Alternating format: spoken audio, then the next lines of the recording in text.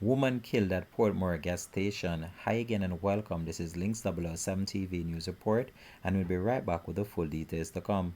Welcome to Links 007 TV News Report, providing you with the best in local and international news updates.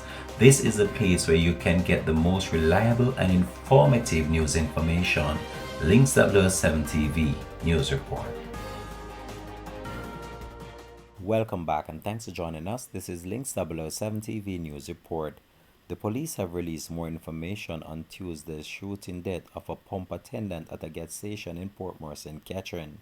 The deceased has been identified as Chevelle Lewis. The police have stated that Lewis is from Windsor Heights in Central Village, St. Catherine, and have named her as the sister of an alleged violence producer named Kemar Clark, OC Sandman of Windsor Heights. According to early report, Lewis was killed by men on motorcycles. The incident happened at the Pelcom service station of Bridge Lane. The scene has been cordoned off by police. Motorists driving along Municipal Boulevard had delays as the roadway entering Fort Drive cordoned off by the police in order to carry out an investigation.